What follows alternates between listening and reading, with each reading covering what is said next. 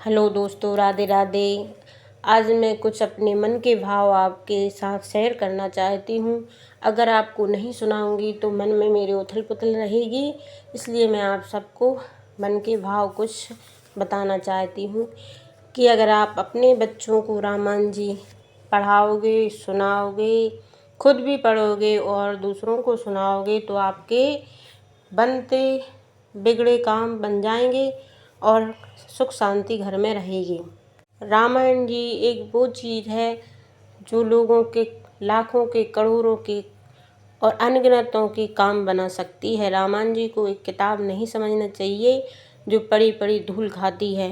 रामायण जी वो है जो हम कोई भी नहीं जानते। रामायण जी से हम बहुत कुछ पा सकते हैं, बहुत कुछ सीख सकते हैं और अपने बच्चों को भी सिखा सकते हैं, क्योंकि रामायण जी हमें मानव जीवन का वो दृश्य दिखाती है जिससे हम अपना मानव जीवन सफल बना सकते हैं।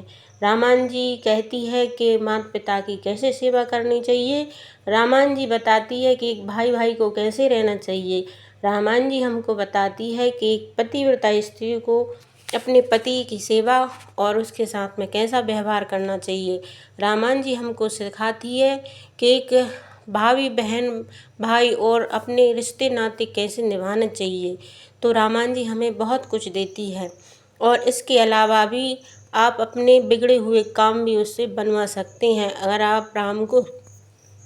अगर आप अपने जीवन में राम को लाते हैं, राम जी की रामायण जी को लाते हैं तो सच मानिए आपके जीवन को धन्य बना देगी। ये रामायण जी बहुत बड़ी चीज़ है, छोटी मोटी चीज़ नहीं है। जो मुझे सपोर्ट करते हैं, माताएं हों, बहनें हों या छोटे छोटे बच्चे हों या बुजुर्ग हों, सबको हाथ जोड़ के नमन है मेरी तरफ से कि आप घर में रामायण जी रखो, उसको पढ़ो और सुनो और सुनाओ, बच्चों को भी सिखाओ।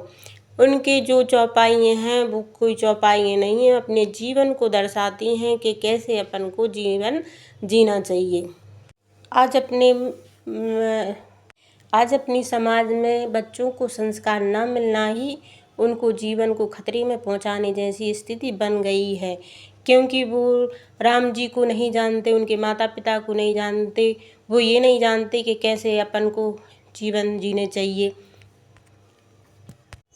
आजकल के बच्चों से ये तो पूछ लो कि हीरोइन कौन, क्या नाम है, तो हीरो का क्या नाम है, तो वे कहाँ पढ़ते हैं, तो क्या करते हैं, तो वे क्या खाते हैं, लेकिन ये कोई नहीं जानता कि रामायण जी में क्या लिखा है और क्या होना चाहिए और क्या करना चाहिए।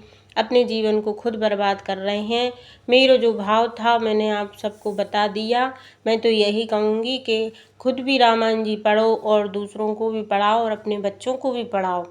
रामायण जी रामायण पढ़ो, रामायण पढ़ाओ, रामायण पढ़ो, रामायण पढ़ाओ।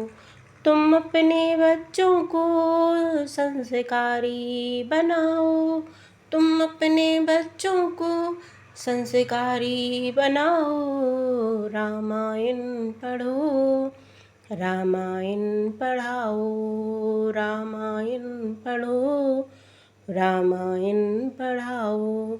तुम अपने बच्चों को संस्कारी बनाओ, तुम अपने बच्चों को संस्कारी बनाओ। रामायण पढ़ो, रामायण पढ़ाओ।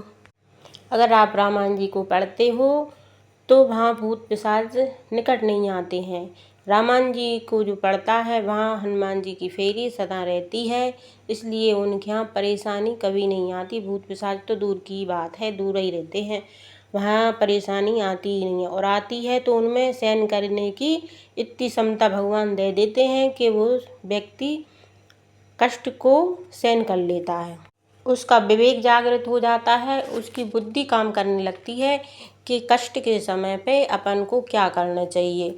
ये सब चीज़ें रामायण जी को पढ़ने से आती है। भले ही आप 4 चौपाइयाँ पढ़ो, 10 चौपाइयाँ पढ़ो, मैं ये नहीं कह रही कि आप 1 घंटा पढ़ो, 2 घंटा पढ़ो, बिल्कुल मत पढ़ो। आप तो 4-5 चौपाइयाँ रोज़ पढ़ो, नियम से पढ़ो, तो आपकी सारी समस्याएं भगवान हनुमान जी, राम जी पूरी करेंगे। मैं आपको कोई उपदेश नहीं दे रही, मैं इतनी ज्ञानी भी नहीं हूँ कि मैं आपको उपदेश दूँ, लेकिन ये है कि जो मेरे जीवन में परिवर्तन आया है, मैंने जो अनुभव किया है, मैंने जो जाना है, हमारे माँ बाप ने जो हमको सिखाया है, गुरु ने हमको जो सिखाया है, वो आज मैं आपके साथ शेयर कर रही हूँ। इसमें कोई ये नहीं है कि मैं बहुत विद्वान हूँ, कि पढ़ी लिखी हूँ या कुछ और वगैरह वगैरह, कुछ भी नहीं। मैंने अपने बचपन काल से ही राम जी को माना है, रामायण को माना है, और हमें हमारे माता पिता ने यही सिखाया है, इसलिए हमारे अंदर भाव आया और हमने आपको सुना दिया।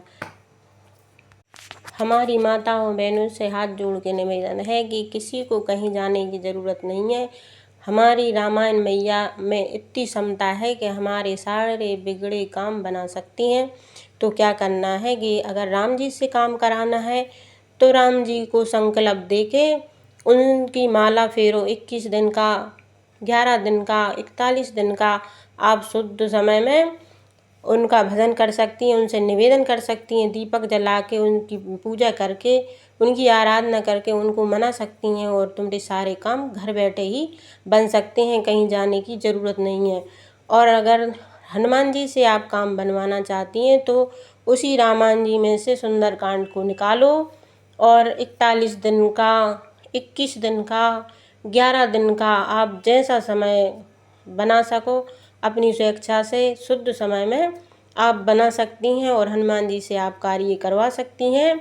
इसमें किसी को डरने की कोई ज़रूरत नहीं है। जैसे हनुमान जी हमारे माँ बाप हैं, हमारे बुजुर्ग हैं, ऐसे ही वो हमारे संबंधी हैं। हमें उनसे कोई ना कोई नाता जोड़ना चाहिए और अपनी समस्या उनको बताना चाहिए।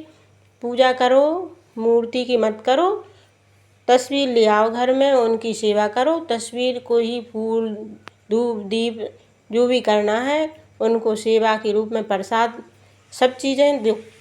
आसन लगा के भगवान को संकल्प दे के और उनकी सेवा कर सकती हो, उनको सुंदरकांड सुना सकती हो, उनसे निवेदन कर सकती हैं। माताओं को किसी से डरने की ज़रूरत नहीं है। बजरंगबली हमारे माँ बाप जैसे हैं।